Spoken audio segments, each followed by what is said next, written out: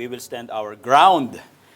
Ito po yung position right now ng mga na hindi na masyadong napapansin that every churches has to parang cultivate and instill sa mind ng mga kalalakihan that there is a cost to pay also in our decision, in our following of the Lord Jesus Christ. Po, mayroon pong tawag dito, may call to stand our ground. A call to obey the Lord Jesus Christ, the call to deny ourselves and follow Him, a call to stand on the truth that we have heard, we have seen, we have touched with our hand, yung sabi ni John, di ba? And the truth that the name of the Lord Jesus Christ, there's no other name under heaven given amongst men whereby we must be saved. And it has to be preached, it has to be shared, it has to be spread all over the land. And in doing so, ang sabi ng message ng song, the devil press on and try to tear our strongholds down. But the call to every man of the church is to stand our ground. Amen. And we need the grace and the mercy of our Lord. But He already promised that He who called you shall do it. He who hath begun a good work in you will complete it until the day of Jesus Christ. May promise na po ang Panginoon about the things that we have done in accordance with His will, obeying Him. May promise ang Panginoon that the gates of hell shall not prevail against it. He who establishes, who started the church, there is a promise. Go ye therefore and teach all nations, baptizing them in the name of the Father and of the Son and of the Holy Spirit, teaching them to observe whatsoever I have commanded you, and lo, I am with you till the end of time. Last time, pinag-aralan natin, we have studied, sino ba talaga yung ka-fellowship natin? The God of the universe. The God who created heaven and earth.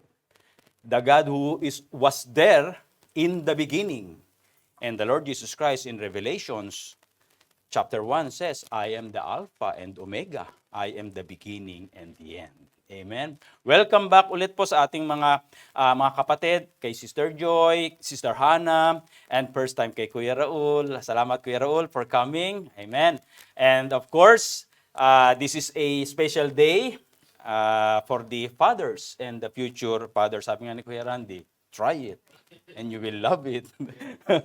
Amen. It is a privilege to be a father. Amen? Okay, so hindi po hindi po parang disgrasya, sabi ni Kuya Noli, hindi po disgrasyang dumating, okay, in the lives of every men, especially the men of the church. It is a privilege, it is a blessing from our God to be a father. Amen.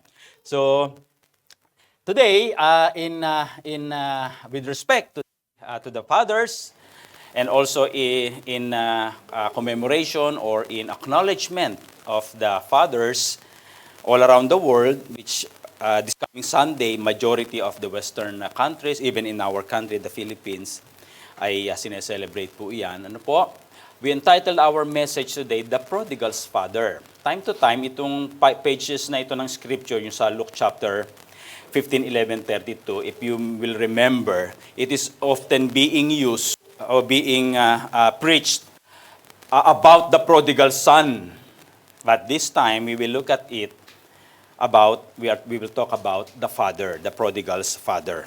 And may I invite everyone, this will be a long passage, okay? Please stand up, and to all our listeners online, you can have you can read the verses in the right-hand side of your screen.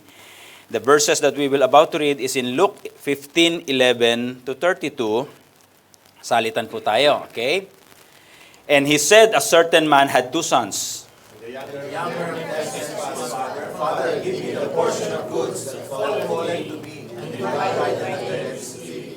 And not many days after, the younger son gathered all together and took his journey into a far country, and there wasted his substance with riotous living. And when he had spent all, there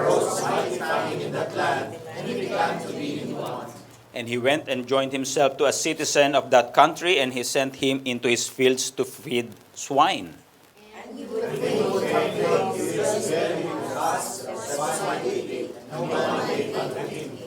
And when he came to himself, he said, "How many hired servants of my father's have bread enough and to spare, and I perish with hunger?"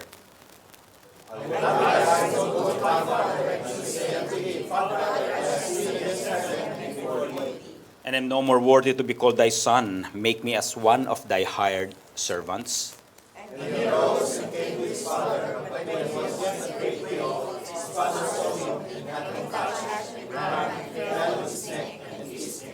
And the son said unto him, Father, I have sinned against heaven and in thy sight, and am no more worthy to be called thy son.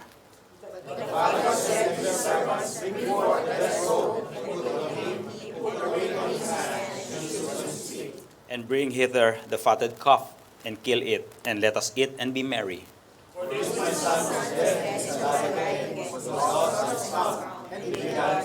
Now his elder son was in the field, and as he came and drew nigh to the house, he heard music and dancing. And he said unto him, Thy brother is come, and thy father hath killed the fatted calf, because he hath received him safe and sound.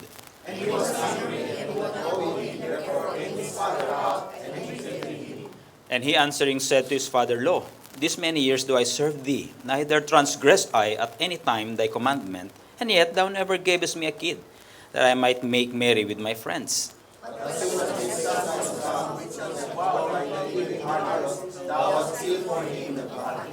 And he said unto him, Son, thou art ever with me, and all that I have is thine. It was meet that we should make merry and be glad, for this thy brother was dead, and is alive again, and was lost, and is found. Father in heaven, we thank you once again, O God, for the freedom that we have, that we could read your word, that we could sing songs, offer our praises unto you, for you are worthy to receive all our praises. You are worthy to receive all the honor for who you are. Thank you once again, O Lord, for saving us. Thank you that you have sent the Lord Jesus Christ, who died on the cross as the propitiation for our sins. He is the mediator, He is the advocate, He is the perfect sacrifice. At tinanggap mo po, Panginoon, ang sakripisyo na iyon. You have accepted that sacrifice because you have resurrected the Lord Jesus Christ the third day. And for that, O God, we have the victory over sin. We have the victory over death. And we can claim that promise that whosoever believe in Him shall not perish, but shall have everlasting life. Thank you for all the fathers, O God. Thank you for our fathers. But above all, thank you for you is our Abba Father. Thank you, O God, for the blessing that we can receive today. Speak to our hearts. It may be a source of doctrine, a rebuke, a correction, even an instruction.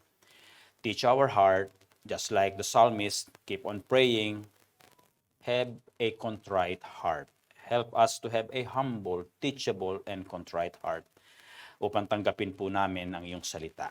Bless your people, and even sa aming mga kaibigan na hindi pa po ligtas, may this be the day of their salvation. Praise you, we thank you, we love you because you have first loved us. In Jesus' mighty name, His people will say, Amen. Amen. Please be seated. Okay. Ready ko lang po yung ating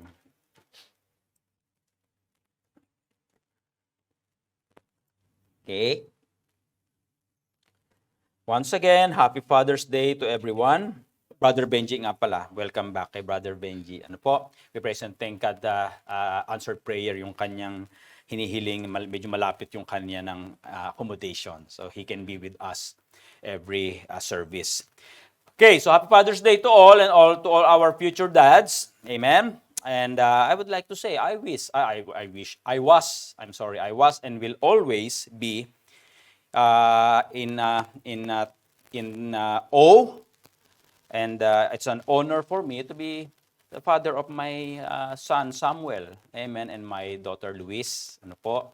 It is a good thing to have them parang kasama mo na sila magmula maliit. Okay, at nakikita ko sila na lumalaki. At higit sa lahat sa kanila ring pagmamahal, their love for the Lord Jesus Christ as they serve as well. I am so blessed to be the father of these two children. And I do believe all of you, amen, you are, of course, thankful and blessed to be a father. But every Bible-believing Christian, from the passages that we have read, okay, may or may not, but I do believe that majority may agree, okay, with the statement that I could say that this father in the verses that we have read is the fourth, ano ba yung fourth? Not goat, not the greatest of all time, but he should be the father of all time. Okay. Father of all time. Bakit ko po sinabi? Okay.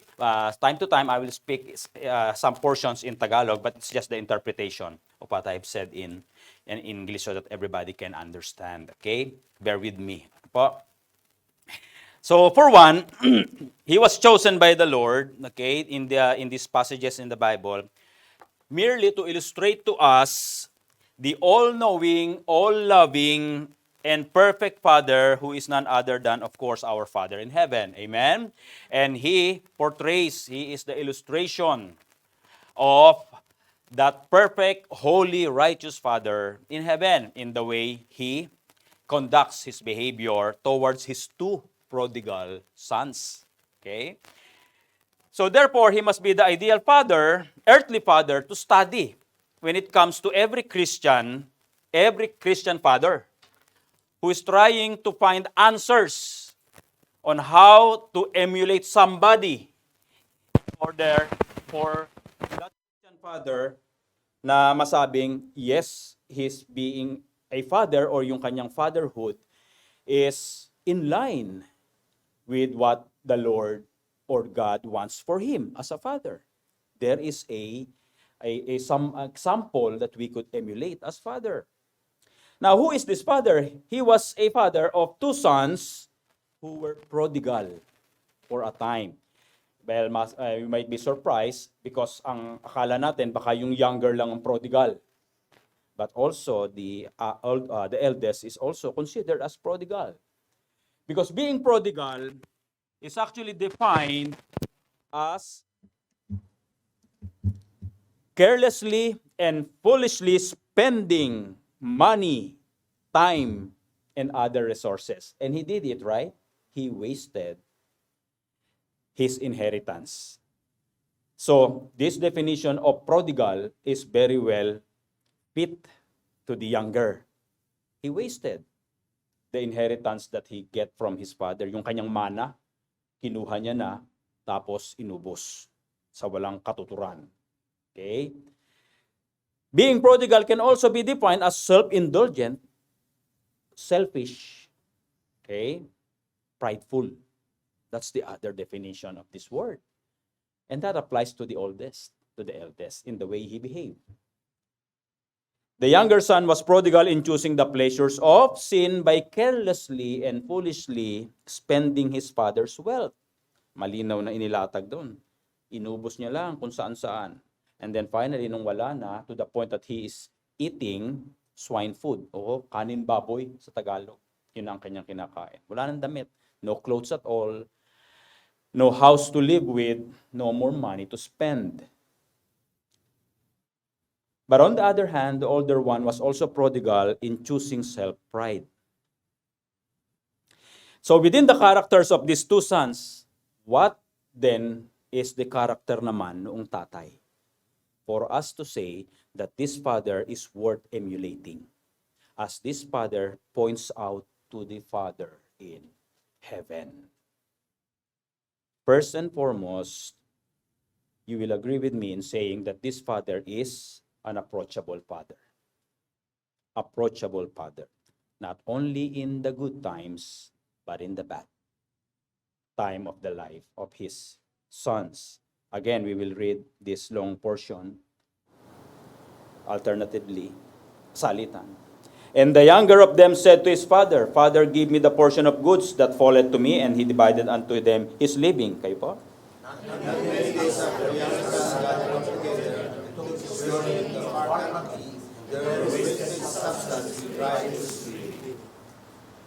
And when he had spent all, there arose a mighty famine in that land, and he began to be in want.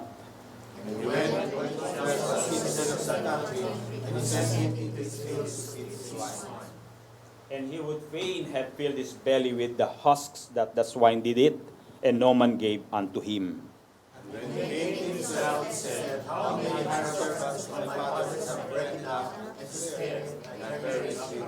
I will arise and go to my father, and will say unto him, Father, I have sinned against heaven and before thee. So, clear. Okay? Hindi natin kailangan expound, right? He get the wealth, he get the inheritance, spend it carelessly through riotous living, and then when it is all exhausted, no more money to spend, eating kaning baboy or yung swine food. And then finally, he had this statement in verse 18, I will arise and go to my father, and will say unto him, Father, I have sinned against heaven and before thee. But I do believe, before him approaching his father, naglalaro sa mind niyan, tanggapin pa kaya ako ng tatay ko. Right? It's a valid thought. Uncertainty, even sa atin, hindi pa ganito ka-serious yung naging sin natin sa ating parents. Ako, nagtatago ako kapag may kasalanan ako dun sa aking tatay. I hide. Okay? Inside, doon meron kaming kitchen. We have a kitchen wherein mayroong sa ilalim, parang bodega, storage area, na tatago ako doon para hindi makita ng aking tatay, so that my father will not see me when I commit some trespasses or sins against him. And when it's about time to approach him, there's the fear. Amen? What if? There's a lot of what if. And surely, this younger son may have that kind of thought and doubt and also fear. Whether he will be accepted again by his father, what's the scenario? What to be expect doon sa response ng tatay? Because when we look at the culture and tradition, especially in the Middle East where we are right now, okay, seryoso yung pagkuha ng inheritance ng mana. Meron niyang proseso sa kanila. There is some level of great respect to the parents when it comes to the inheritance and the distribution of such. It is a no-no, big no-no, to ask for the inheritance whilst the father is still alive.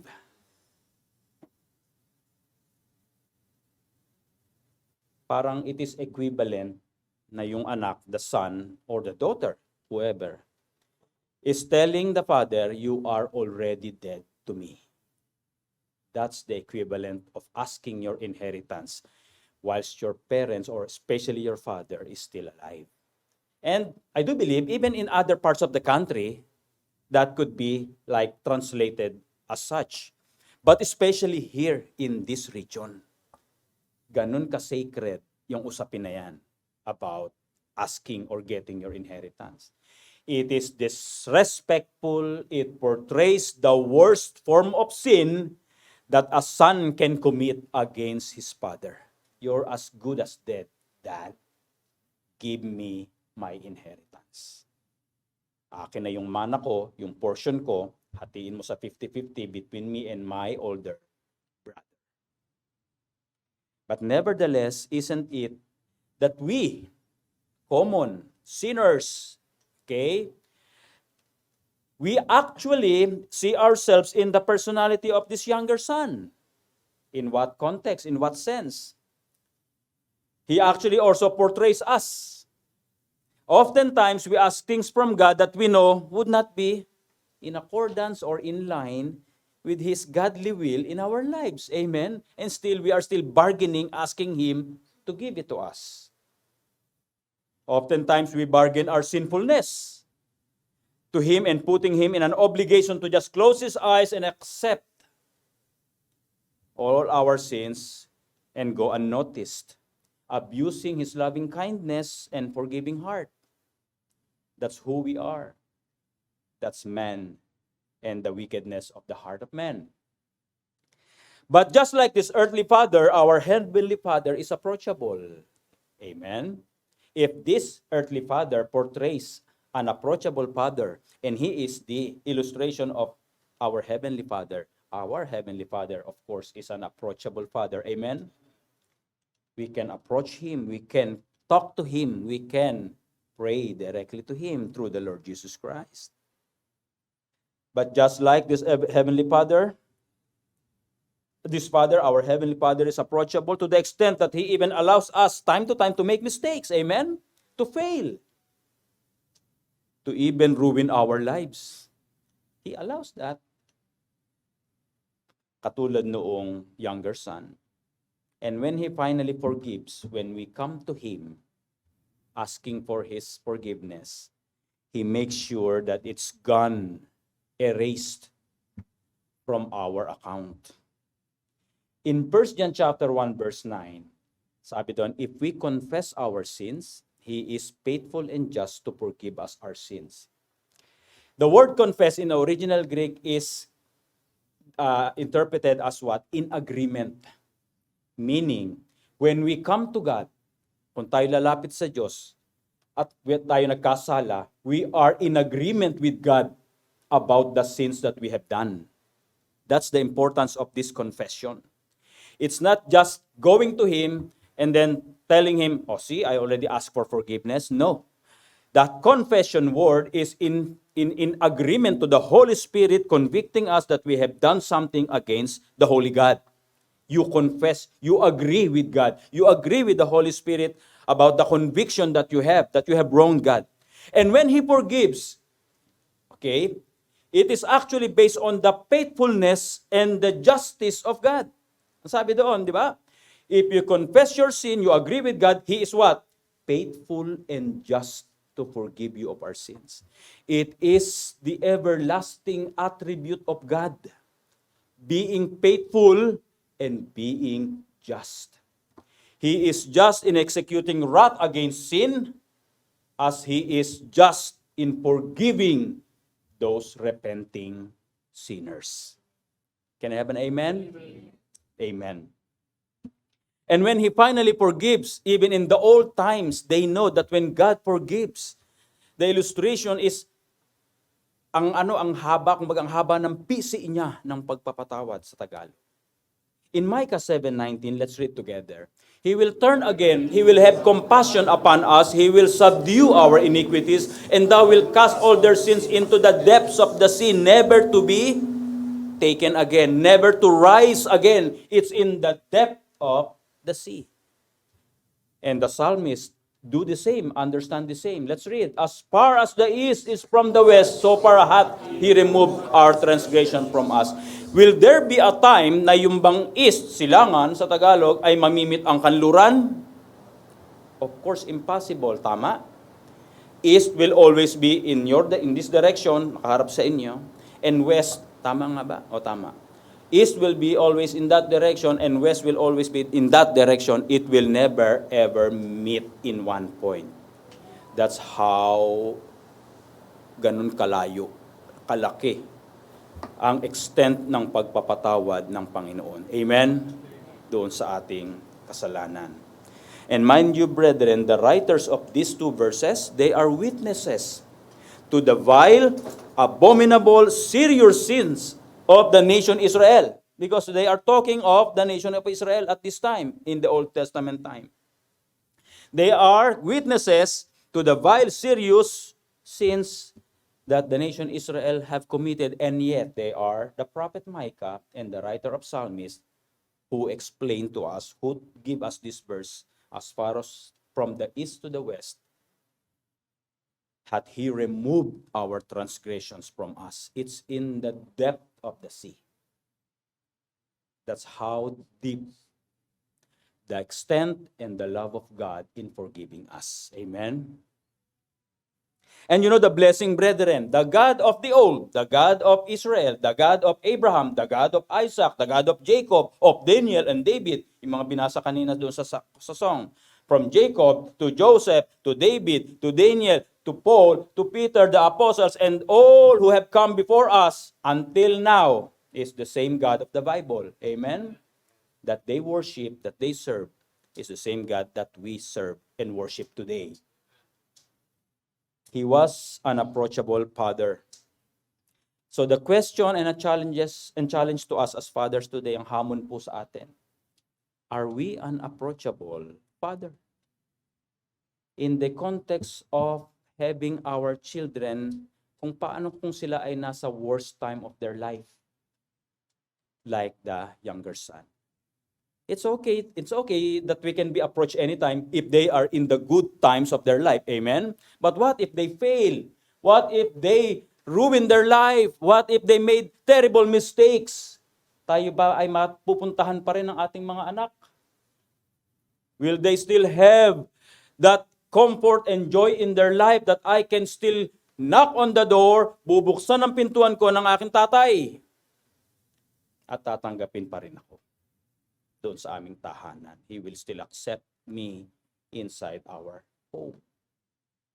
Because that is how the Father dealt with us. Amen? Even in the worst time of our life, He can be approached and He receives us. Amen? He was an approachable Father, both in the bad times and in the good times in the lives of His children. Not only that, this Father is a Father who in the mind of His Son, who is in His Son's mind, was associated with heaven. Let's read verse 18. I will arise and go to my father and will say unto him, Father, I have sinned against heaven and before thee. Look, saan muna nagkasala daw siya? Where did he commit sin first? Unto heaven. I will tell to my father, Father, I have sinned against heaven, saka pa lang, and before thee. But the sin actually, in literal context, has been committed directly sa kanya, sa tatay. There is an association in the mind noong bata. When he think of heaven, he think of his father. When he think of his father, he think of heaven. And that's a good thing to explore, mga kapatid. When the son thought of heaven, he thought of his father. When he thought of his father, he thought of heaven. When he sinned against his father, he acknowledged he sinned against God. Amen? And that should be a reminder to all children. We are all children. Amen? Kahit na ganitong edad na tayo, we are still children. Amen? We have fathers. We have our parents. That's why Paul made this admonition to the Ephesian believer. Let's read together. Children, obey your parents in the Lord, for this is right. Sige po. Which is the first commandment with promise, that it may be well with thee. Nothing is gained. Sa atin lahat, we are all sons and daughters. Nothing is gained when we disrespect and dishonors not only the fathers, but the mothers as well. Amen? Nothing is gained. So huwag nang maglaro siya sa ating mind, never to be think of. God always honors children who obey, who respect their parents. So go back tayo dun sa ating point. The younger son could not be reminded of God without remembering his father. There is a great implication here.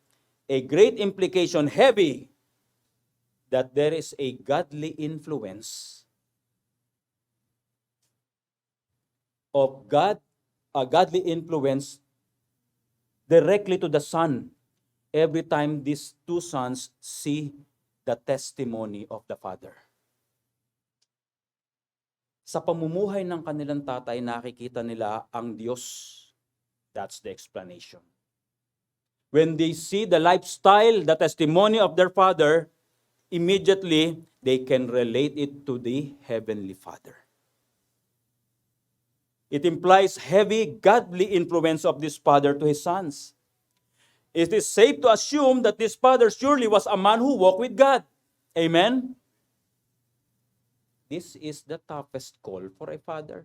Madaling mag-father ng bata in literal sense, right? You will just make a woman pregnant. That's it. And everybody can claim, I am the father of that child. But how about this great call? The implication that every time our children will see the way we live, it points to the Heavenly Father in heaven. This father is a godly man. So the question to all of us is, are we as fathers today? Are we praying for our children constantly? Are we living a godly life?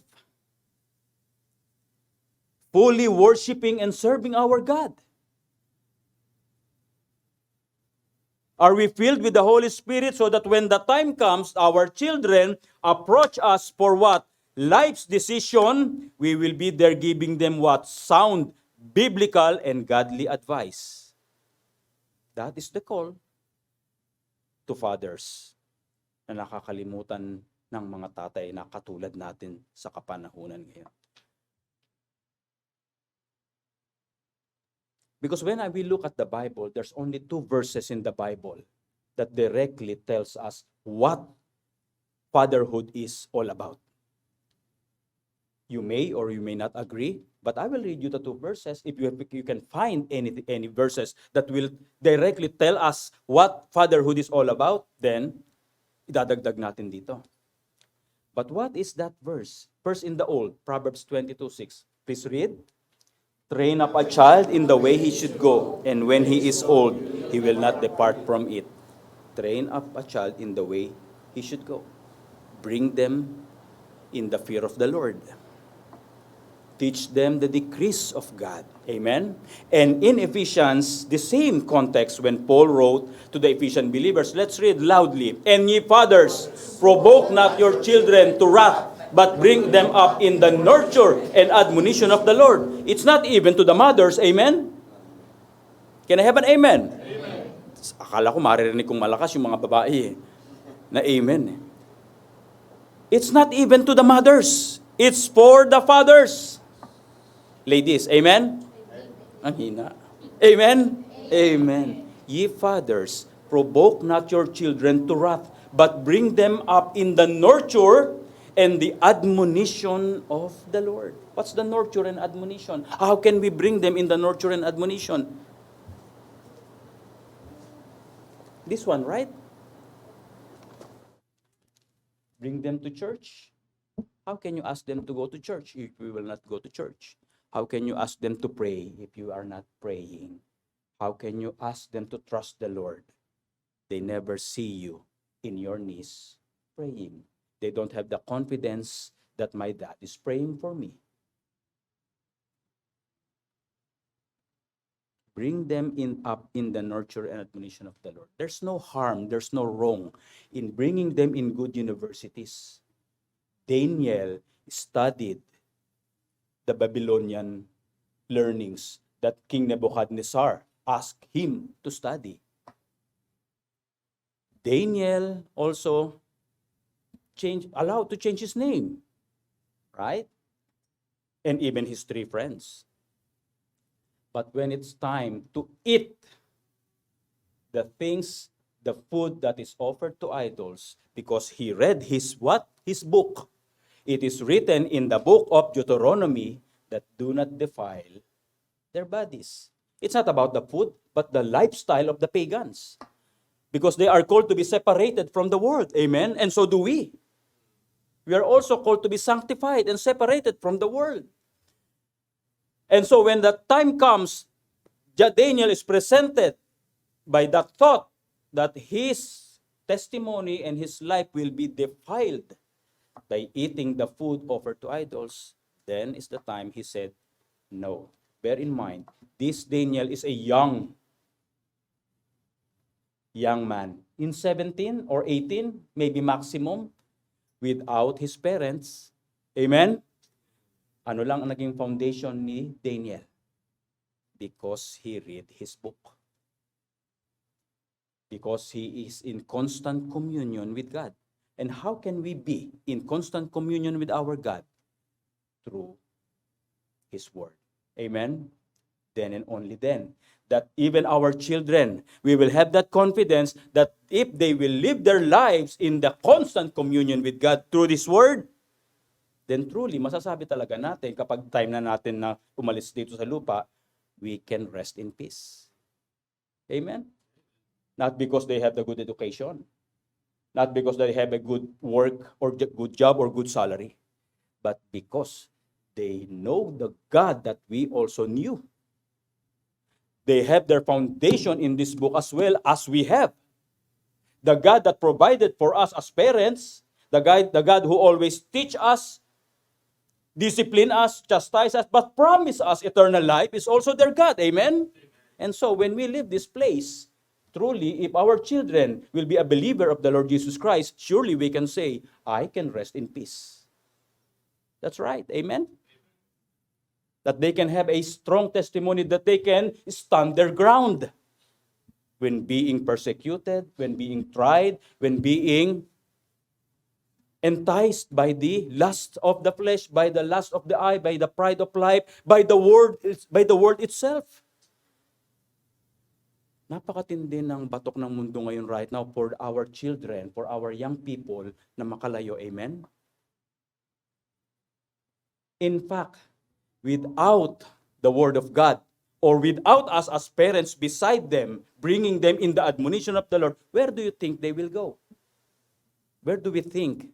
Who do we think they will follow? They will just follow the world. Amen? Kaya yung sinabi kong 2 verses that God has given to us, train up a child in the way they should go, in the way of the Lord.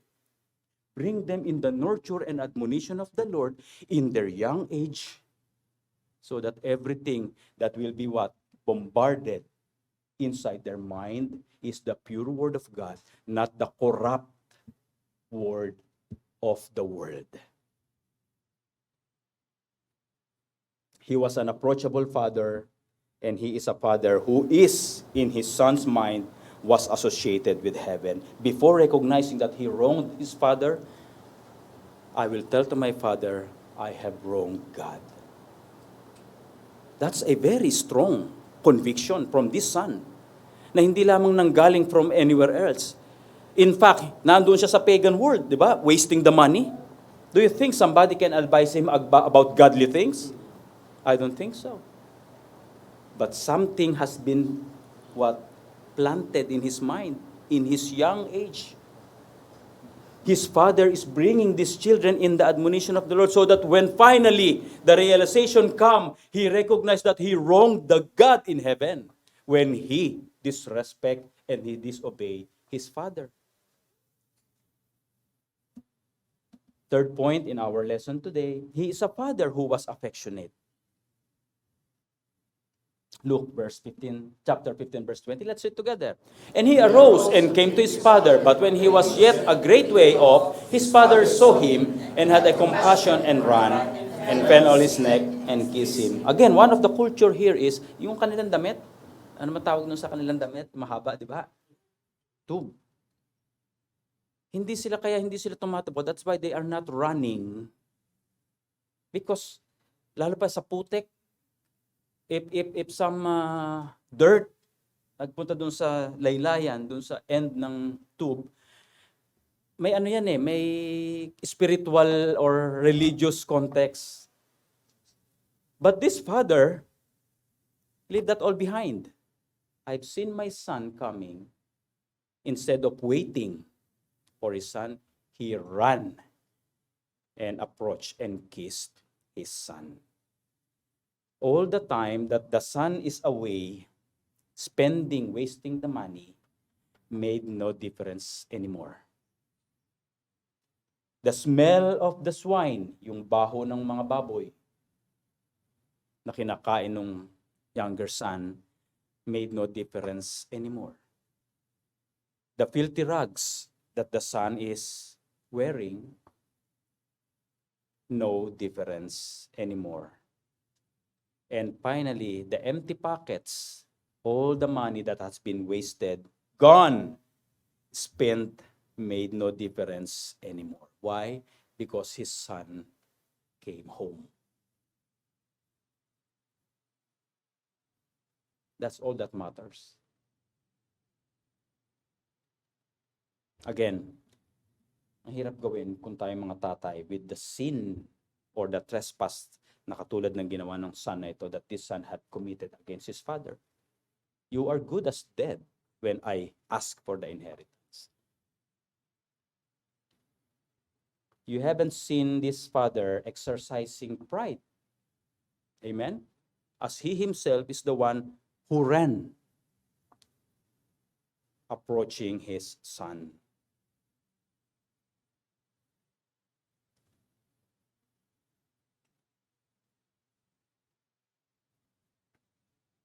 His son is home. That's all that matters to this father. And the same question is being asked of us as fathers. Do we have an accepting heart? Do we have an accepting heart towards our children? He is an approachable father, a father who in his son's mind was associated with heaven, a father who was affectionate, and finally a father who was assuring to both. In what sense he is assuring to both his children, his sons? First is the acceptance of the prodigal son who wasted his wealth.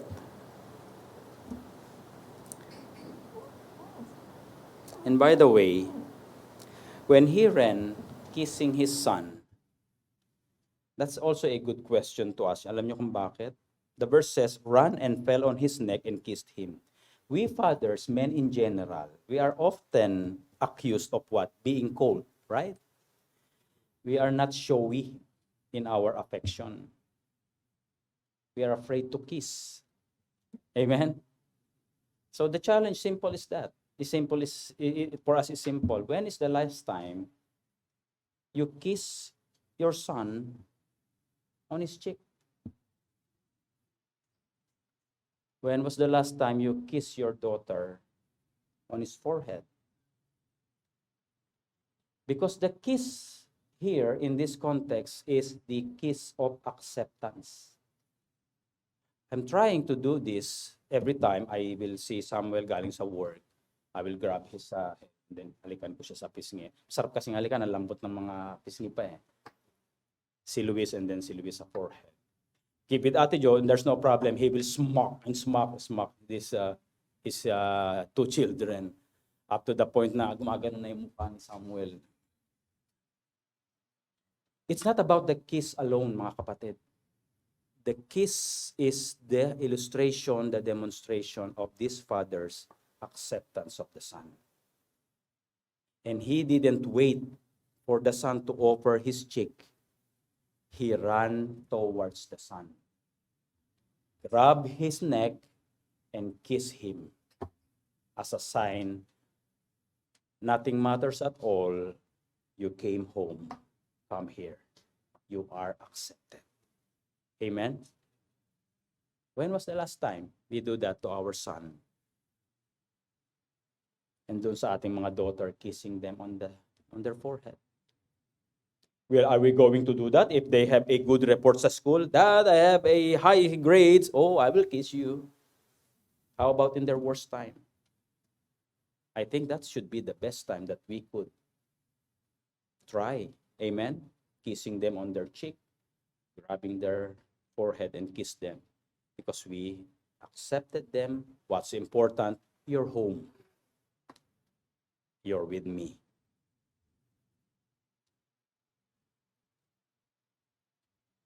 He is a father who was affectionate and finally assuring to both. How is he being assuring to the younger son? The acceptance of the prodigal son who wasted his wealth, who treated him dead when he asked for his inheritance. In verse 22, let's read together. But the father said to his servants, bring forth the best robe and put it on him, and put a ring on his hand and shoes on his feet. You know the robe? It is symbolic also of God's redemption and salvation, as he mentioned the same in the book of Revelation chapter 6, verses 9 to 11. I want you to read it. Please read with me. And when he had with seal,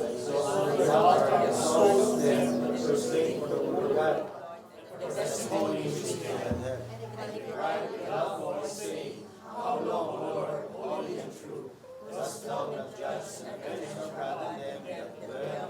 these are the believers during the Great Tribulation. We as the Church of God, we are already raptured. We're gone from this place, from this world.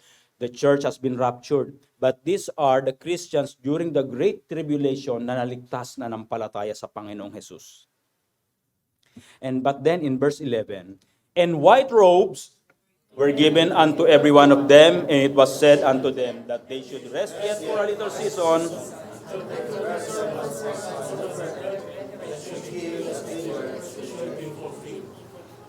The father didn't ask the servants to give him a normal or an ordinary robe. Amen? He said to the servants, give him the best robe. Putting the robe also is a sign. Di ba yung kanilang tube, mayroon pang inaano na robe, another layer of clothing sa tradition dito. This illustrates also that, yes, you are my son, come here. I will put into you the robe. The same robe binigay dun sa mga mananampalataya to those believers in heaven because they are home. Amen? They are now with the Father in heaven. He is assured, he is secured that he is now already accepted once again by his Father. Second is the assurance to the prodigal son who is somewhat selfish and prideful. In our human analogy or logic, sabihin natin, it's unfair. Tagal niyang kasama yung tata niya. He's the only one who is with his father, whilst the young son is wasting everything. Ganun tayo mag-isip tama? But here, it is being exposed that the heart of this eldest son is also wrong against God, against his father. Let's read yung last verses at 27 to 31. Sige po, thy brother is come. Because he has received his sake himself, and he was angry and would not go in. Therefore came his father out. And he answering said to his father, Lo, these many years do I serve thee. Neither transgressed I at any time thy commandment, and yet thou never gavest me a kid, o yung babatang goat, that I might make merry with my friends. Verse 30, but as soon as thy son was come, which hath devoured thy living with harlots, thou hast killed for him the fatted calf. And he said unto him, Son, thou art ever with me, and all that I have is thine. Isn't it that this is also the way we think? Lord, how is it that he will also go to heaven just like the criminal? He is a rapist, he is a killer, right? He have committed the grievous sins, the vilest, abominable sins on earth. And yet when he put his trust to you, believe that you can save him, that you can forgive his sin, you can bring him to heaven. How about me? Yes, also I will go to heaven, but look, I've done nothing wrong. I've been living this life well-pleasing unto your sight. That is the argument of the second son. What? The religion of this world. The righteous religion of this world. Bargaining to God that they can go to heaven because they are good. Because of the merits that they have. But still, it is the same. It is the father who will accept both the younger son and also the eldest son. But there is an illustration of a rewarding God, because he answered his elder son with verse 31, and he said unto him, Son, thou art ever with me, and all that I have is thine. That is the context of a rewarding God. Meaning, to all the faithful, loyal servants of God, we are all saved right now. But those who choose to serve God faithfully and loyally in the church, serving Him, worshiping Him, there is a promise from a rewarding God. Amen? It will not be in vain. That's why Paul mentions the same in 1 Corinthians 15:58. Therefore, my beloved brethren, be ye steadfast, unmovable, always abounding in the work of the Lord, for as much as ye know that your labor is not in vain in the Lord. Amen. It will not go unnoticed by our God. There is that tremendous reward system that God will execute in heaven. It is evident from the pages of the Bible for us to be encouraged and to be motivated that yes, it's difficult to serve God. Time to time, we have to deny ourselves. There will be persecutions and trials in many forms, being a Christian. We are called not to love the world, but to separate ourselves from the world. Amen? John explains that very clearly, that it is in the opposite direction. Love not the world, neither the things of this world. For all that is in the world, it the lust of the flesh, the pride of life, the lust of the eyes is not of the Father, but is of the world. Ang sabi ni John in 1 John chapter 2, verses 15 to 17. But here, that's why the encouragement is so strong. My beloved brethren, be steadfast, unmovable, because this word labor in this verse is actually a hard labor. Paul is saying, serving God, yes, following Him is not easy. And that's what we're preaching here. We are praying to God to give us grace, but we ready ourselves that serving God has a cost. Cost of denying ourselves, not following the word, and just be obedient and submissive to our God. But then, here is the promise, your labor is not in vain. Hindi mawawalang saysay. We may not see the tangible, material, physical reward here on earth, but there is that beautiful reward waiting for us in heaven. Amen? That separates those who will decide to serve God until the day of the Lord Jesus Christ, or until the day na tayo ay mamatay na. There is a big difference between the two. Yes, we will all be in heaven just like this young and the elder son. They are both accepted by the Father, right? But to the loyal, to the faithful, the Father promised, all that is in me is yours.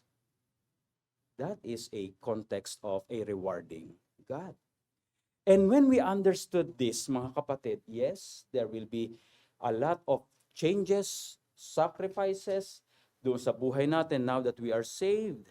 The old lifestyle that we have with the world, unti-unti nating iiwanan to follow Jesus Christ and be obedient to Him. That will give us assurance to the point that we can utter the same statement of Paul in 2 Timothy chapter 4, verses 6 to 8. Nabasa na natin to before, but let's read again. For I am now ready to be offered, and the time of my departure is at hand. I have fought a good fight, I have finished my course, I have kept the faith. Henceforth there is laid up for me a crown of righteousness, which the Lord, the righteous judge, shall give me at that day, and not to me only, but unto all them also that love His appearing. The question is, are we included doon sa all that love His appearing? Meaning, you are serving God faithfully whilst you are waiting for His coming. Or, mauna tayong mamatay. Or we will die first. But the confidence is so strong that Paul says, he knows the schedule, ready to be offered, because his neck will later on, days lang ang binibilang, only days, he's counting days, that his head will be put in the chopping board. Amen? But he says, I am ready to be offered, and the day of my departure is at hand. I know the schedule, I know the day, but I'm ready to be offered. Why? Because I have fought a good fight. I have finished my course. I have kept the faith. I have served God all throughout my life. That's the argument of Paul. That's why the confidence is so strong. And the confidence became stronger and stronger because he knew that the God is a God is a rewarding God. There is laid up for me a crown of righteousness, which the Lord, the righteous judge, shall give me at that day, and not to me only, but also them that love His appearing. That's why he summarizes in Romans 8:18, for I reckon, or for I take into account that the present suffering cannot be compared to the glory which will be revealed in us. So we can have, mga kapatid, we can have the same reassuring confidence while we are here on earth. I don't know everyone's trial or suffering na meron tayo. But I do believe lahat tayo meron. Amen? In every different form. We have trials, we have sufferings in this life. So the question is, but everybody can have this reassuring confidence if we have fought a good fight, if we have kept our faith, keep on serving and be loyal to our God, to our Lord Jesus Christ. That's why labor. Give your life, serve God. Because one day we will all be surprised, it's all not in vain. Amen? It's all not in vain. Hindi siya mawawalang saysay. Because our God is a God of reward. He is a loving, just, rewarding God. Be as the second son in his faithfulness and in his loyalty to his father, but not on his selfishness, in his being prideful, his being bitter, and his being jealous. Amen? Let's end to being faithful and loyal. And pray for other Christians so that they will also finish their fight, their course, and also that they will be faithful. We pray for one another for that. Amen? Nalulungkot ako kapag may mga kapatid tayong nawawala. Because of this. Because of this. It's not just rebuking them, no. Why would I? What's the gain? Nothing. But why? Parang pinupursige ko, halika kayo, tapusin natin yung race dito sa simbahan. So that one day we will all be what? Recipient of the crown of righteousness. Yes, we will all go to heaven kung ikaw ay tunay na ligtas. Amen? It is the promise of God. He is the advocate. He is the mediator. He is the one who have sacrificed and paid for our sin. The agreement between God the Father and God the Son, we are not party to that agreement. It's a done deal in heaven. Amen? They signed, both of them. The Father says, okay, you offered your sacrifice, your body, so that you can pay the sins of the world. And the Father accepted it. That is the context of a contract agreement. What constitutes a contract? There is an offer and there is an acceptance. The Son offering himself, his body, Father, I will die on the cross, I will pay for their sin, I will sacrifice, and the Father says, okay, I will accept it. There's the offer, there is the acceptance. And therefore, when Jesus said, receive these souls, amen, these are the souls that I have bought. Wala tayong part doon. That's why salvation is purely that agreement settled in heaven between the Father and the Son. So when God, the Father, accepted our soul, all the sins that we have done all throughout our life, He cannot see it anymore. It is covered by the precious blood of the Lord Jesus Christ. Amen? When we receive Him, when we give our faith to Him. As what? As the mediator, as the advocate, as the one who bring our soul to the Father in behalf of us. And that is why it's worthy to labor. Amen? Amen. You see, with that argument alone, it is worthy to labor. I didn't do anything for my salvation. Jesus Christ did it for me. I have no part in that negotiation between the Father and the Son. But He demands that I labor right now for His glory and His honor. For why? Why are we laboring? Yes, there will be reward. So that we can also bring others to Christ. Amen? When others see, yes, we may be tried, there will be some trial, persecution, but we persevere because we love God, we love Christ. Ano sabi ni Peter? They will ask something about the hope that is in you. And then, there will be the perfect time that we can witness to them and present to them that love of God which they have not known yet. The love of God that will settle their soul, that they will have the same hope that we have right now. that whatever happens, there is that heaven waiting for us. Amen? And so we persevere. And so we labor. We pray for our husbands, for our wife, for our children, for our parents. We pray for our friends. And when we are all Christians now, we pray for one another that we finish our race. Why? Because of the reward waiting for us in heaven. Do not think that that reward is just an ordinary reward. It is coming from the Lord Jesus Christ. The statement that he will utter is not a simple statement that we can hear on earth. It is the statement from the Lord of Lords, King of Kings, the Almighty God, who will say, "Well done, my good and faithful servant." Amen. So it's worth laboring. It is worth laboring for the Lord. We have seen the father who is worth emulating for. He was an approachable father. Question to us, are we? In the good times, much more in the bad times of our children.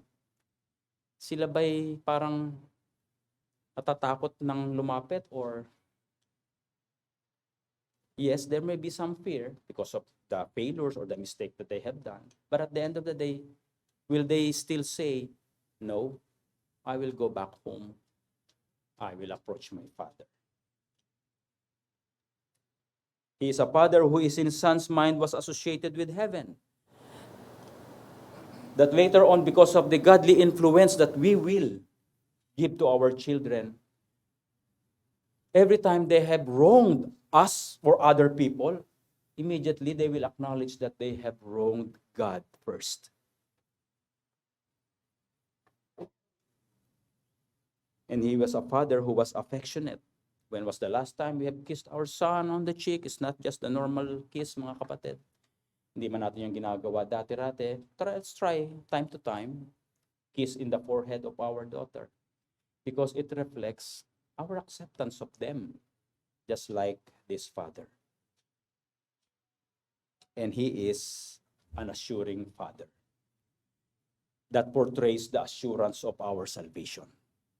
You may have the sin just like the criminal at the cross, but the same when you approach God. You recognize your sinfulness against him. You want to be reconciled with the perfect and holy God, and you understand that there's only one way and means to do that, to accomplish that, and that is through the cross, through the advocate, through the mediator, through the one who offered his body and his life as a sacrifice for us. Then God says, "Yes, I will honor the part of my agreement. I will receive your soul because I accepted the offering of my son." What's the proof? He resurrected from the third day. Amen. That's the proof that he accepted the offering of Jesus Christ. So he assured the sinner, and he assured also those who are faithfully serving God. Our labor is not in vain. Hindi remote yung idea that ano ba ang i-reward sa atin ng Panginoon. In the illustrations in the Bible, you can see the tangible explanation of God that he will reward those faithful, loyal servants. You may think of the best reward that you receive here on earth. It cannot be compared. Amen? Why? Because Romans 8:18 says, even the persecutions and the trials of life, it cannot be compared to the magnitude, extent of the honor and the glory that we will experience when God says, "Well done, my good and faithful servant." It is a personal call. It is a personal decision. But we here in our church, we pray for one another, we encourage one another, we motivate one another. And to all us, to the men, we actually sometimes being harsh with one another, so that we really finish our course. Amen? Especially to us fathers. Accepting the repenting younger son, but rewarding as well the loyal and faithful older son. We can be the older son in his faithfulness and his loyalty. Amen? But not on his resentful prideful, jealous, bitter heart. Let's all stand up and pray. Our Father in heaven, we thank you once again for the preaching of your word. It is a source of doctrine to us. It rebuked us, O God. It corrected us. And finally, it is an instruction that will keep on reminding us. Thank you for the privilege to be a father. Our children is a blessing from you. It is a gift from you. And we thank you, O God, that we can experience that beautiful experience of training them in the way they should go, so that when they grow old, they will not depart from you. Yes, they will fail. They will commit mistakes. So do we. Katulad din po namin. They will time to time. But it's our desire right now, not only for the fathers, but even the mothers, parents, even the elders of the church. Will we be individuals just like this earthly father, portraying the heavenly Father? Tayo po ba'y approachable sa ating mga anak? Will they have their confidence? Yes, I have wronged my father, but I will come to him. I will talk to him. I will ask for forgiveness. And they have the confidence, yes, my father will forgive me. Will we be a father who, when our children thinks of heaven, they immediately think of us? And when they think of us, immediately they can see the testimony of the Father through us. Will we be a father who is affectionate? Yes, we are time to time accused of being cold, but maybe understand the importance of being affectionate to them. When was the last time you kissed your son on his cheek, your daughter in his forehead? A sign of your loving acceptance to him and to her. And finally, the Father in heaven who assured us in the deepest sin that we have done, it could be erased from our account. It could be forgiven because not of who we are, but because of what Jesus Christ did on the cross. If God can and will forgive us of the deepest, vilest, abominable sins that we can have, this is also a teaching to us or a rebuke to us that we ought to forgive others as well.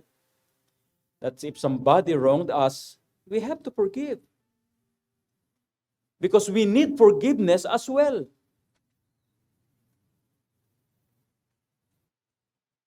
You may be the second son in your loyalty and in your faithfulness. Stop in there. Don't be a jealous, bitter, complaining son just like the second son, but instead pray for your brethren. Pray for your brethren that we will all finish our course faithfully. We will fight a good fight so that we will have that reassuring confidence that when it's about time to meet our Creator, our God, there is that overwhelming shout, I am ready to be offered. There is that crown of righteousness waiting for me that the God of righteousness will put on my head. And I will hear that beautiful voice of the Lord Jesus Christ, well done, my good and faithful servant.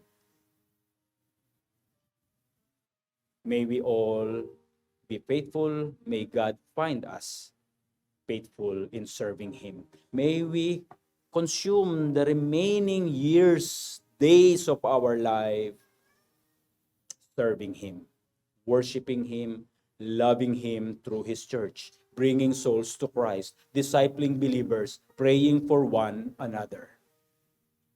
Father in heaven, thank you once again for speaking to us, to our listeners online, to our friends who have not yet been secured of eternity in heaven. May this be the day My friend, if you come to Jesus Christ believing that you have wronged God, you cannot save yourself. There's only one way, and that is through the cross, that perfect sacrifice, the advocate, the mediator, the one who is the propitiation, the substitution in behalf of us, and you put your trust in faith. That's the only demand of the Savior. He promised to you, just like the criminal on the cross, today, thou shalt be with me in paradise. May that decision be made today before it's too late. I pray for you, our friend. Father in heaven, we thank you once again for your message. Salamat po sa aking mga kapatid na nandito right now. May you continue to speak in our hearts. Challenge us, rebuke us, give us correction and instruction. May you be glorified in our midst. In Jesus' mighty name we pray. Amen.